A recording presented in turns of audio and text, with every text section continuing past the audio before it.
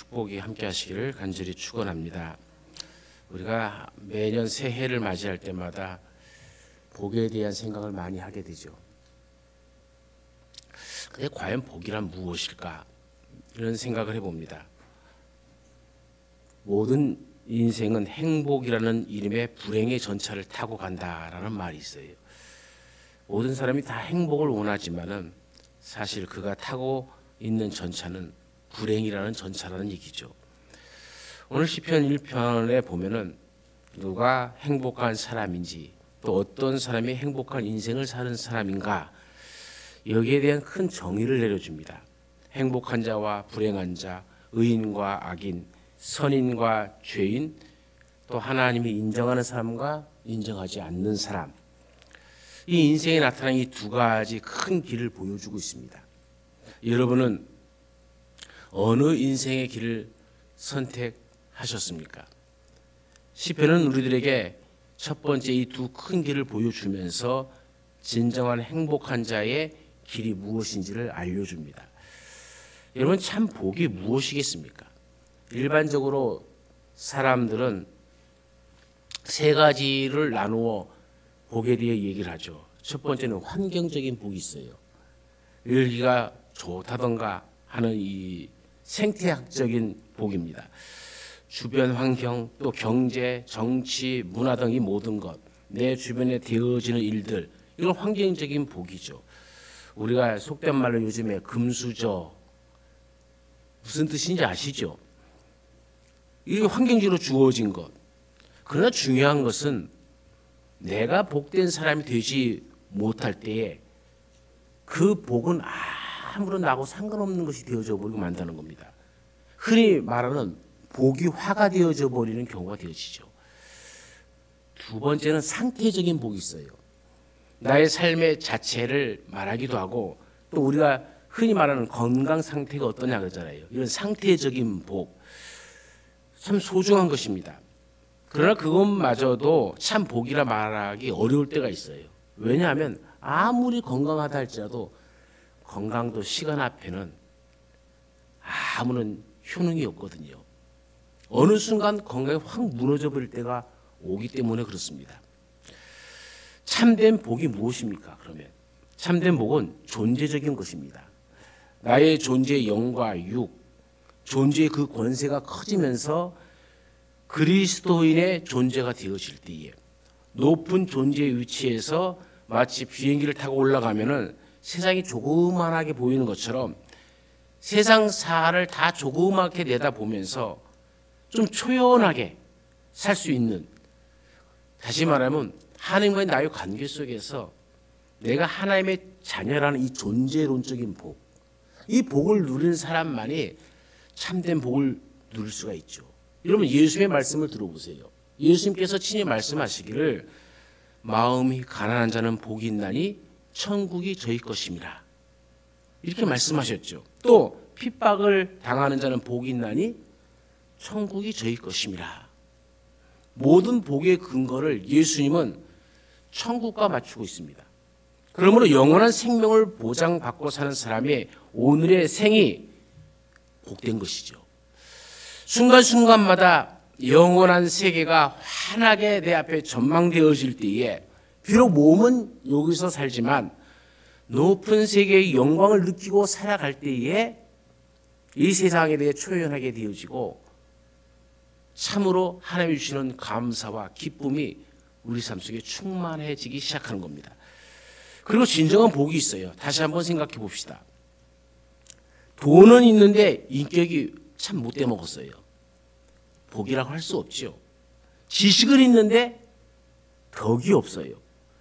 많이 공부해서 무엇을 알기는 아는데 덕이 없어서 모든 인간관계가 좋지 않아요. 그 사람도 불행한 것이죠. 권세는 있는데 지혜가 없어요. 이것도 복이 안 됩니다. 자식은 있는데 자식으로부터 존경받지 못해요. 자식이 많으면 뭐합니까? 자식들이 전부 부모를 원망합니다. 그렇다면 그 자식이 복된 존재가 되겠습니까? 자기 자신이 복된 존재가 되겠습니까?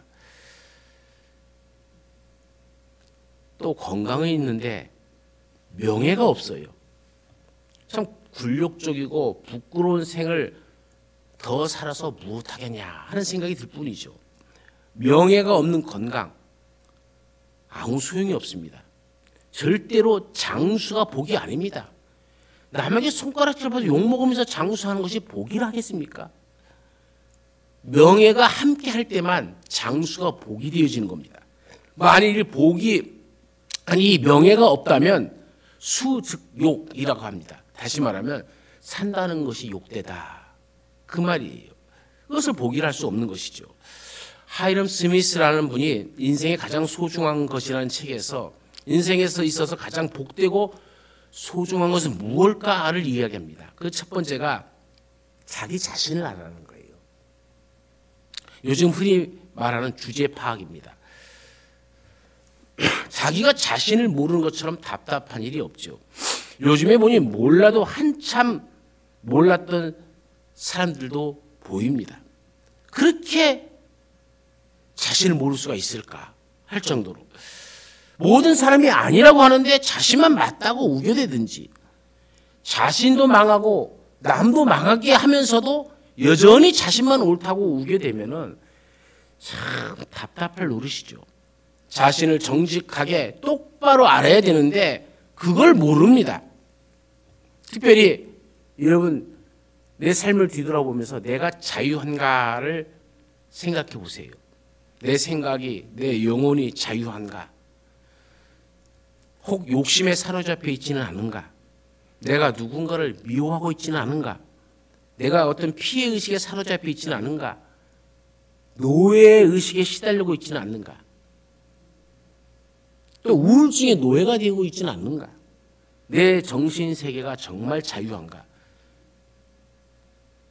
내 자신을 객관적으로 정직하게 볼 줄 아는 것이 최우선적인 것입니다.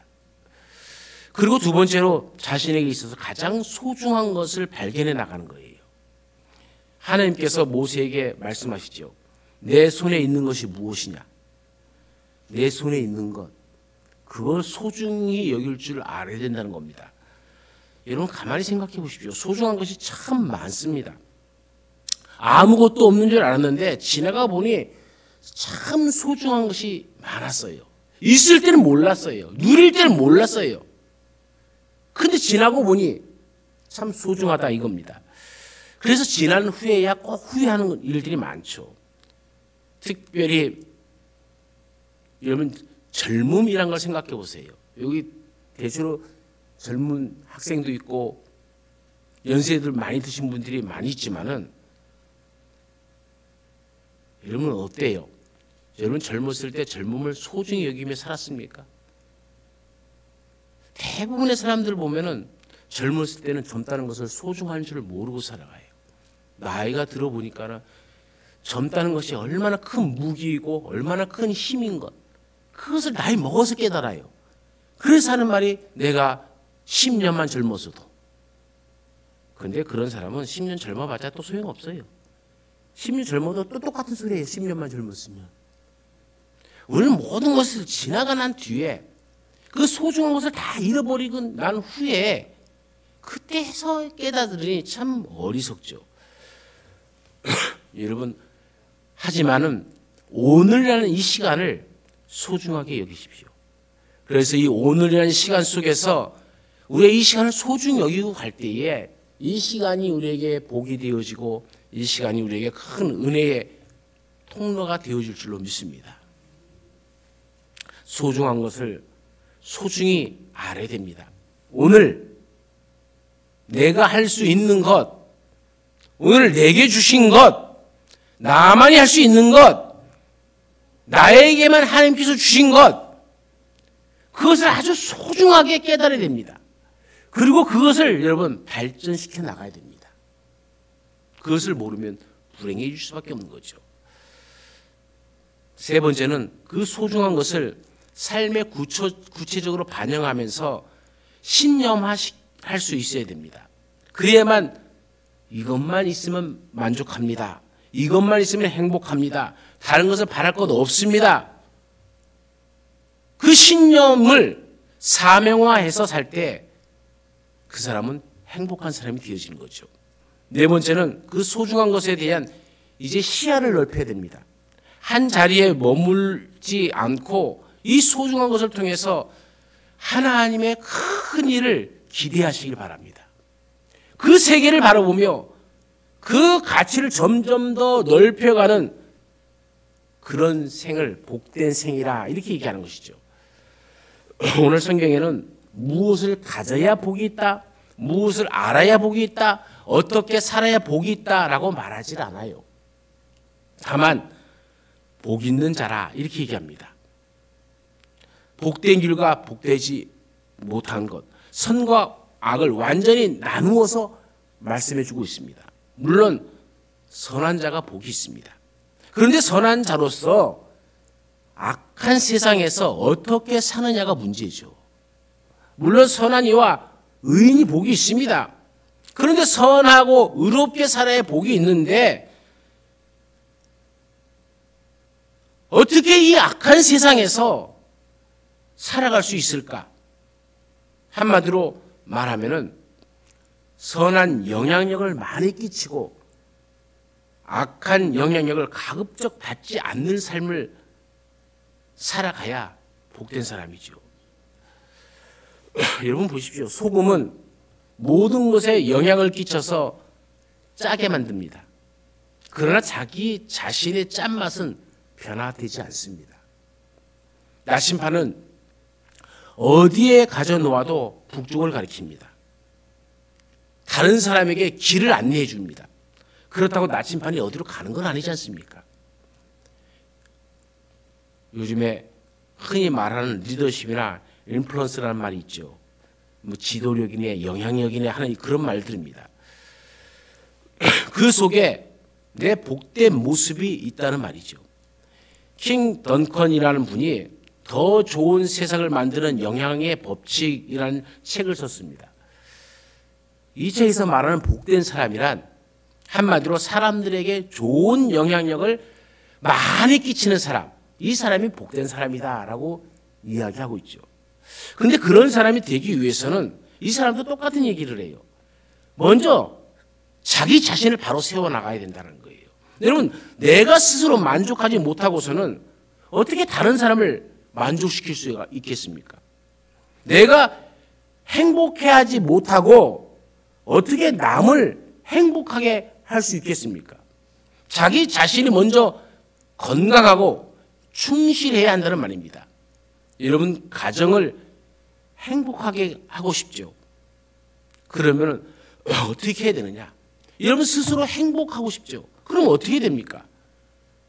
저는 이 말 정말 많이 하지 않고 매일같이 이 세 마디만 외치세요. 따라해 봅시다. 나는 한마디입니다. 두 번째는 당신 때문에 행복합니다. 이 세 마디만 하면 돼요. 누구를 만나든지 나는 당신 때문에 행복합니다 라고 할 줄 알아야 돼요. 여러분, 애들 교육 복잡할 건 하나도 없습니다. 교육학을 몰라도 아무 상관없습니다. 딱 한마디만 알면 돼요. 나는 너를 볼 때마다 행복하다. 여러분, 자녀에게 매일같이 한번 하십시오. 나는 너를 볼 때마다 행복하다. 나는 너 때문에 기쁘다. 돈 들어갑니까? 그 말 하면은 어디 세금 냅니까? 그런데요, 부모들이요, 이 소리를 못해요. 자녀를 보면서 한다는 소리가, 고작 한다는 소리가 너를 볼 때마다 한심하다. 어떻게 살래? 이래서 되겠습니까? 내 스스로가 행복하지 않은데 누가 행복하겠습니까? 아이들도 내가 행복한 것을 알고, 아, 나로 인해서 나의 부모님이 행복하시구나. 그러면서 자신들이 행복해지는 거예요. 그러면서 자신들이 바른 길을 찾아가는 겁니다. 간단하지 않습니까? 그 관계에 있는 것이죠. 그러므로 내 스스로를 변화시켜서 온전하게 해야 됩니다. 그 다음에 주위 사람에게 감동을 줄 알아야 돼요. 21세기에 사라진 것 중에 최고가 무엇이냐면 감동이 없다는 겁니다. 감동이 없어요, 사람들이. 여러분, 어떻게 감동을 줘야 됩니까? 이건 지식으로 주는 게 아닙니다. 잔소리를 하는 것이 아닙니다. 요즘 말로 필링이라고 그러죠. 느끼는 거예요. 느낌을 주는 사람이 행복한 사람이죠. 느낌을 주면서 자기 자신도 느낍니다. 그런데 우리는 문제가 뭐냐면 너무 많은 말을 해요. 모든 걸 말로 해결하려고 해요. 따지려고 합니다. 정말 질색이죠. 이런 부모가 자녀 앞에서 옳네 그르네 따져보세요. 자식들이 잘 듣고 있습니까? 이거는 자기도 죽고 자식도 죽이는 일이에요. 따지지 마세요. 따지지 마시고 은근하게 느낌을 주세요. 무슨 느낌을? 무슨 느낌을 줘야 돼요? 내가 너를 정말 미워한다. 이 느낌이에요? 한마디만 해도 나는 너를 믿는다는 느낌. 한마디만 해도 나는 너를 사랑한다는 느낌. 그만 은근하게 전해주세요. 그러면은 나도 자녀들도 복된 사람이 되어지는 겁니다. 그러기 위해서는 여러분 우리의 삶에 늘 감사가 붙어 있어야 됩니다. 내가 먼저 감사하십시오. 여러분 감사하는 사람을 비난하는 거 봤습니까? 문제가 어디냐면은 원망하기 때문에 그러는 거예요. 나는 원망하면서 너는 감사하는 삶을 살아라 그러면은 자녀들이 아멘 합니까? 엄마 아빠 말씀은 참 진리구나 그렇게 얘기합니까? 엄마 아빠는 안 하면서 왜 나보고 하라고 그래요? 이런 우리 신앙생활도 마찬가지입니다. 정신 똑바로 차리고 가셔야 돼요. 나는 주일날 돈 벌러 나간다고 나가고 나는 어디가 빠지고 하면서 자식 보고 너는 빠지시면 안 된다. 초등학교 때까지 말 들어요. 중학교 올라가 보세요. 엄마는 안 가면서 왜 나보고 가라고 그래요? 달라져 버리는 겁니다. 부모는 자식의 앞모습을 보고 배우는 것이 아니라 뒷모습을 보고 교훈을 받는 거예요. 내가 먼저 그 모든 일에 감사할 줄 아는 복된 사람이 되어지길 간절히 축원합니다. 오늘 성경이 이 악한 세상에 사는 사람이 어떻게 복이 되는가를 아주 잘 말씀해 주고 있죠. 첫 번째는 악인의 길을 쫓지 말아야 됩니다. 여러분 본문에서 악인을 원문에서 보면 라샤라는 말로 씁니다. 도덕적으로 불경건한 사람이에요. 악인의 꾀라고 그러잖아요. 이 꾀를 뭡니까? 애자라는 히브리 말인데 이 도덕적 불경건한 일을 계획하는 것 그것을 꾀라고 얘기합니다. 이런 사람을 따라가지 않는 사람이 복 있는 사람이라는 거예요. 그러면 악인의 길을 왜 갔을 것 같습니까? 왜 악인인 줄 알면서 그 길을 따라갑니까? 한마디로 딱 얘기하면 욕심 많아서 그래요.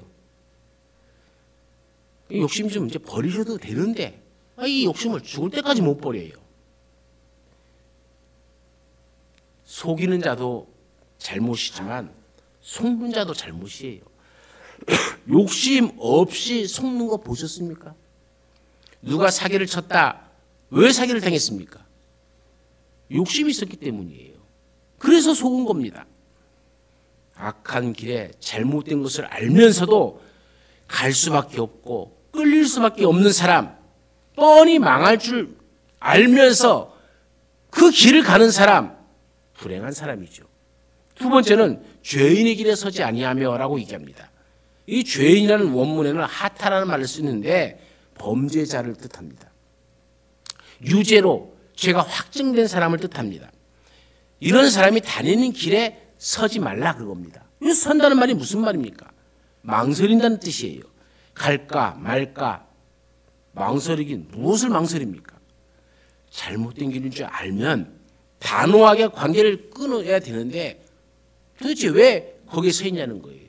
무엇을 망설이고 있냐는 거예요. 우리의 삶에 보면은 이런 미온적인 자세, 이게 불행의 이유입니다. 좀 더 산뜻하게 관계를 끊었더라면 좋을 것을 망설이다가 함께 그 어려움에 처하게 되지고 함께 망하게 되어지는 거예요. 세 번째는 오만한 자의 자리에 앉지 말라고 얘기합니다. 오만한 자는 루스라는 말을 씁니다. 남을 조롱하거나 비웃거나 희롱하거나 입을 삐죽거리는 걸 말합니다. 조소하는 사람이죠. 이게 무슨 말입니까? 보세요. 오만한 자가 연회를 열었습니다. 잔치를 열었어요. 근데 거기 가서 얻어먹고 있어요. 왜 같이 앉아 있습니까? 오만한 자가 오만을 떨고 있는데 거기에 도대체 앉아 있는 이유가 무엇입니까? 무엇을 듣겠다고 앉아 있습니까? 이게 문제라는 겁니다. 나는 선하라고 했고 악과 타협하지 않았다고 하면서도 오만한 자의 자리에 앉았던 것은 자기의 운명을 그 자체로 바꾸어가고 있다는 거예요. 중국에 재밌는 이야기가 전해지고 있습니다. 나라가 좀 잘못되었을 때에 어떤 재상이 낙향을 했습니다. 세상이 귀찮고 정치도 귀찮고 다 적고 내가 시골에서 농사나 지어야겠다. 그런데 이 재상을 알아본 임금은 이 재상이 다시 와서 벼슬을 하기를 원합니다. 재상이 안 하겠다고 하니까는 자꾸 사람을 보내서 하라. 그러니까 이 재상이 내과에 가갖고 귀를 씻어버립니다. 이게 내가 듣지 못할 말을 들었다. 자기를 다시 이끌기 위해서 온갖 말로 유혹하는 그 유혹의 소리를 듣고 귀를 다 씻어버리는 겁니다. 세수는 안 하고 가갖고 맨날 귀만 씻는 거예요. 이 모습을 소에게 물을 먹이러 지나가던 친구가 봅니다. 그러면서 묻는 말이 왜 자꾸 세수는 안 하고 귀만 닦느냐? 그러자 이 재상이 듣지 말아야 할 말을 들어서 내가 귀를 씻는 것이다. 그랬더니 소에게 물을 먹이려고 했던 사람이 소에게 물을 먹이려다 말고 그냥 가버립니다. 그래서 재상이 왜 그냥 가냐라고 물었더니 그 사람이 하는 말이 그 더러운 물을 소에게 먹일 수 없어서 내가 그냥 간다라고 하더래요. 참 얼마나 멋진 얘기입니까? 듣지 말아야 할 말을 왜 듣습니까? 왜 그 자리에 앉아 있습니까? 여기서 인생의 운명이 바뀌어지는 겁니다. 여러분, 오만한 자의 자리에 앉지 않기를 바랍니다. 어찌 우리가 그 자리를 사모하며 가겠습니까? 연회 열어서 잔치를 베푼다고 무엇인가 부스러기 바라고 갑니까? 마음을 바꾸세요. 그 자리에 있어서는 안 됩니다. 결국 자기의 행실이 자기에게 불행을 가져다 주는 겁니다. 그러면 참된 복된 사람은 누굽니까? 오늘 본문에서는 이렇게 얘기합니다. 오직 여호와의 율법을 즐거워하는 자다. 오직입니다. 이것밖에 없습니다. 하나님의 말씀을 듣는 것을 즐거워해야 됩니다. 이 사람이 복된 사람인 줄로 믿습니다. 어떤 사람이 꼭 자신은 지옥에 갈 것이라고 생각을 했는데 그러다 정말 죽었어요. 천국에 갔더니 베드로가 묻더래요. 너 지옥 갈래? 천국 갈래? 이런 고마울 때가 어디 있습니까? 지옥과 천국을 나보고 정하라는데. 그래서 곰곰이 생각하다가 이왕 선택해서 갈 바에는 내게 기회를 달라. 적어도 천국이 어떤 곳인지 지옥이 어떤 곳인지 한 번쯤은 구경해보고 결정하면 안 되겠냐? 그러자 베드로가 그럼 그렇게 해라. 그래서 천국에 갔습니다. 천사들이 앉아서 노래를 부르고 성도들이 흰 옷을 입고 찬송을 부르는데 한참 앉아 있다 보니까 따분해서 못 견디겠더라. 그래서 이제 천국은 됐으니까 지옥 구경 갑시다. 지옥에 갔더니 거기에는 카지노도 있고 술집도 있고 아가씨도 많고 왁자지껄하고 정말 사람 사는 맛이 나더래요. 그래서 베드로에게 아무래도 나는 지옥 체질 같아서 지옥에 가렵니다. 그랬더니 베드로가 그래 그럼 지옥에 가라. 그래서 이 사람이 이제 드디어 지옥문 열고 싹 들어갔어요.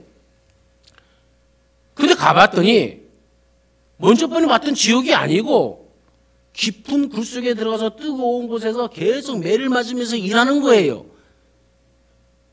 그래서 아니 지난번에 내가 왔던 곳하고 다르다.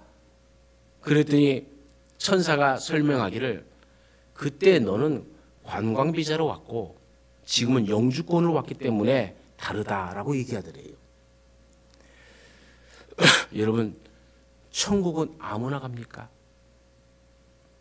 천국 체질이어야 가는 거죠. 안 그렇습니까?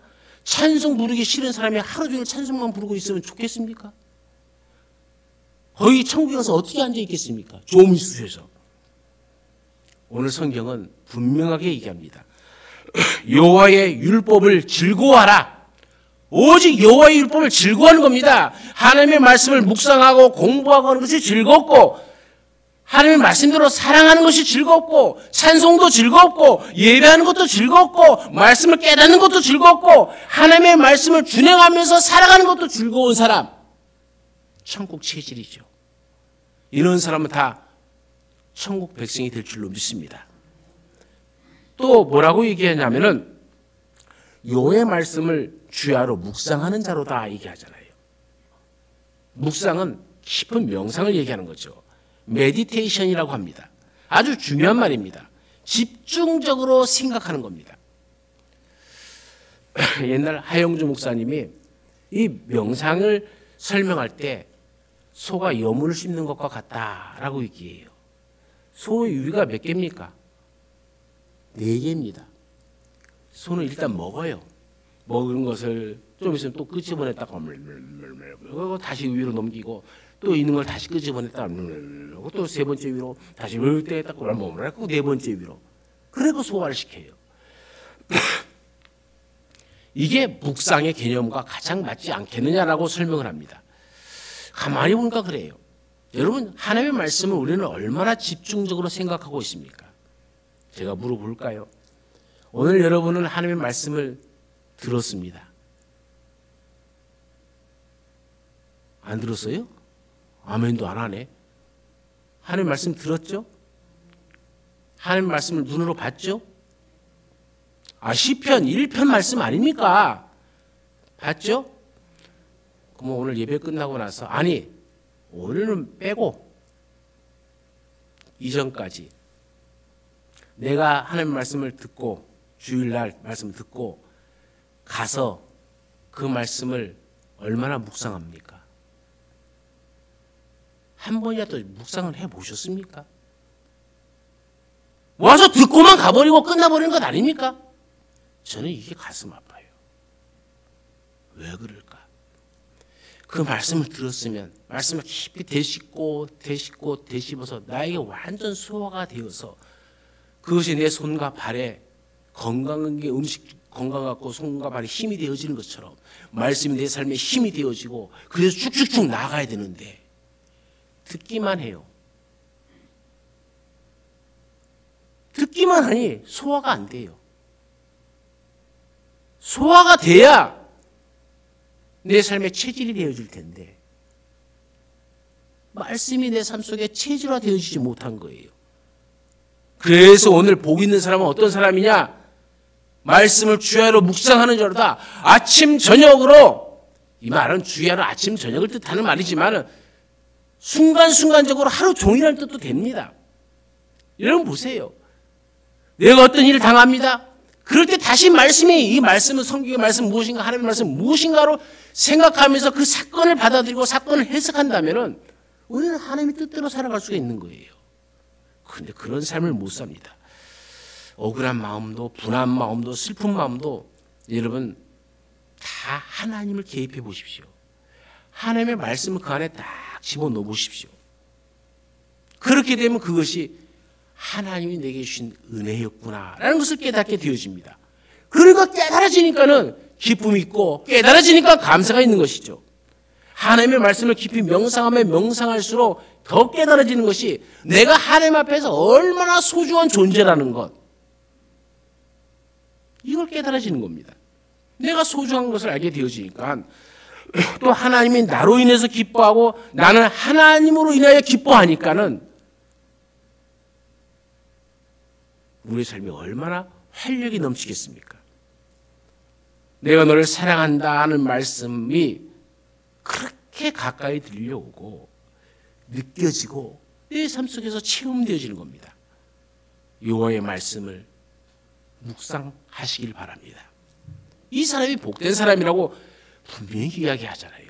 성경 말씀의 복의 근원인 아브라함과 이삭과 야곱과 요셉을 보십시오. 다 나그네 삶을 살았습니다.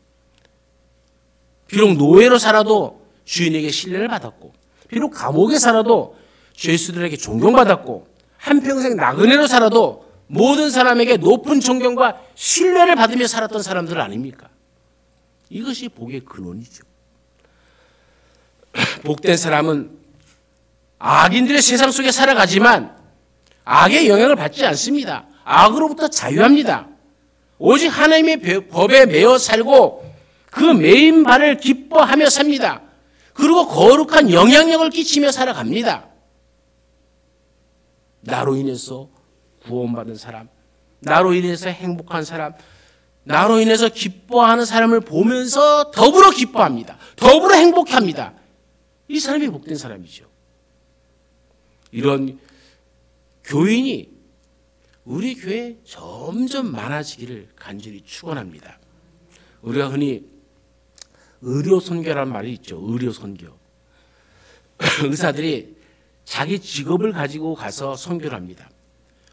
아직까지 좀 개발되어지지 못한 나라들이죠. 몽골이나 인도네시아 갔다 옵니다. 대부분 의료 체계가 제대로 서지 못한 나라들입니다.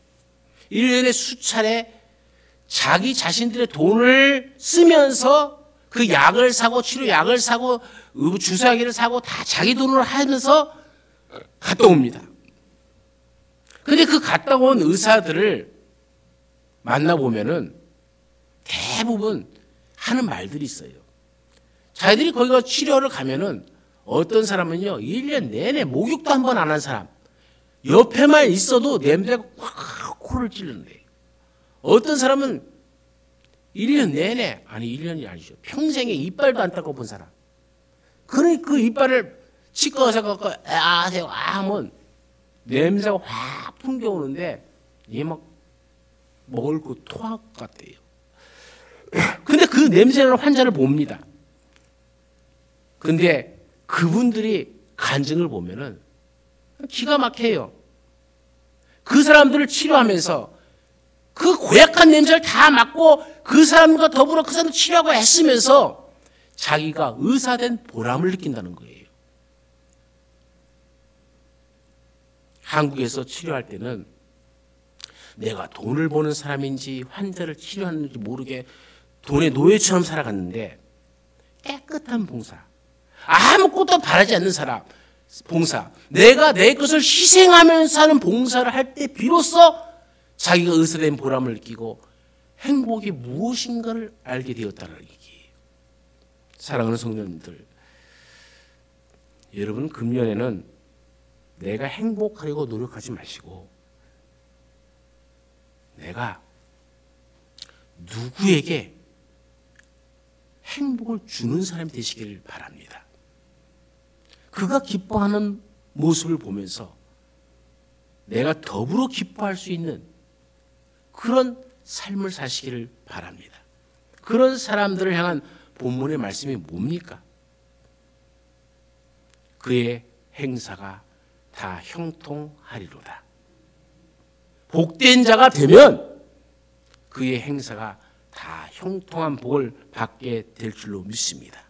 오늘 예배드리는 여러분의 삶이 그 행사가, 그 모든 일이 다 형통한 복이 되어지기를 간절히 축원합니다. 하나님 아버지, 주는 우리에게 복된 길을 보여주셨지만 우리는 그 길을 역행하면서 복을 받기를 바라고 복을 받을 사람이 되지 못하면서도 복을 받기만을 소원하는 미련함을 용서하여 주옵소서. 복을 받을 만한 영혼, 복을 받을 만한 인격과 같은 존재가 되게 하여 주시고, 비록 거친 세상에 살지만 우리는 선한 영향을 끼치며 나로 인해서 밝아지는 세상을 바라보며 그렇게 기뻐하며 살아갈 수 있는 복된 자가 될 수 있게 하여 주옵소서. 오늘도 우리에게 모든 행사에게 복을 주시는 우리 주 예수 그리스도의 이름으로 기도드리옵나이다. 아멘.